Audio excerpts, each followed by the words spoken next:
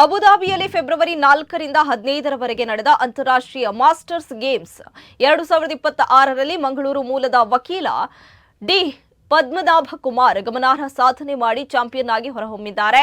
ಈ ಮೂಲಕ 8 ಬಾರಿ ಅಂತಾರಾಷ್ಟ್ರೀಯ ಮಟ್ಟದಲ್ಲಿ ಚಾಂಪಿಯನ್ ಆಗಿರೋದಾಗಿ ಸ್ವತಃ ಅವರೇ ಹೇಳಿದ್ದಾರೆ. ನಗರದ ಪತ್ರಿಕಾ ಭವನದಲ್ಲಿ ನಡೆಸಿದ ಸುದ್ದಿಗೋಷ್ಠಿಯಲ್ಲಿ ಮಾತನಾಡಿದ ಅವರು, ಈ ಕ್ರೀಡಾಕೂಟದಲ್ಲಿ 25,000 ಕ್ರೀಡಾಪಟುಗಳು 125 ರಾಷ್ಟ್ರಗಳಿಂದ ಭಾಗವಹಿಸಿದ್ರು. 27ಕ್ಕೂ ಹೆಚ್ಚು ಕ್ರೀಡೆಗಳು 38 ಸ್ಥಳಗಳಲ್ಲಿ ಆಯೋಜಿಸಲ್ಪಟ್ಟಿದ್ವು ಎಂದಿದ್ದಾರೆ.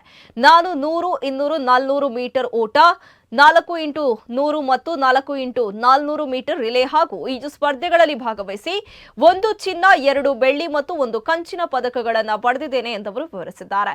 ಇನ್ನು ಈ ಸಂದರ್ಭದಲ್ಲಿ ಕ್ರೀಡಾಪಟುವಿನ ಭಾಸ್ಕರ್ ರಾವ್, ಆನಂದ್, ಮೀನಾ, ಟೆಲ್ಲಿಸ್ ಉಪಸ್ಥಿತರಿದ್ದರು.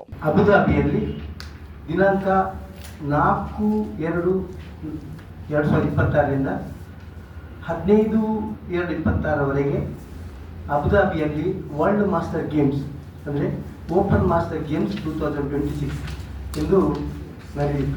ಇದರಲ್ಲಿ ನಾನು ಭಾಗವಹಿಸಿ 100, 200, 400, 4x100, 4x400 ಮತ್ತು ಬ್ರೆಸ್ಟ್ ಆ್ಯಂಡ್ ಬ್ಯಾಕ್ ಸ್ಟ್ರೋಕ್ ಸ್ವಿಮ್ಮಿಂಗಲ್ಲಿ ಈ ಸಲ ಫಸ್ಟ್ ಟೈಮ್ ಸ್ವಿಮ್ಮಿಂಗಲ್ಲಿ ಪಾರ್ಟಿಸಿಪೇಟ್ ಮಾಡಿ ನನಗೆ 1 ಗೋಲ್ಡು, 2 ಬೆಳ್ಳಿ ಮತ್ತು 1 ಬ್ರೌನ್ಸ್ ಸ್ವಿಮ್ಮಿಂಗಲ್ಲಿ ಬಂದಿದೆ.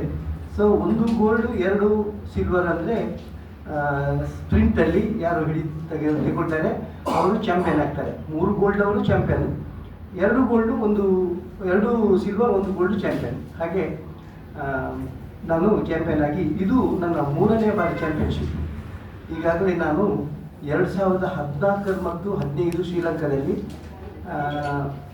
2 ಚಿನ್ನ, 1 ಬೆಳ್ಳಿ, ಅದೇ ಥರ 2016ರಲ್ಲಿ ಕೂಡ 2 ಚಿನ್ನ, 1 ಬೆಳ್ಳಿ ಪಡೆದು ಚಾಂಪಿಯನ್ಶಿಪ್ ಎರಡು ಸಲ ಪಡೆದಿದ್ದೇನೆ.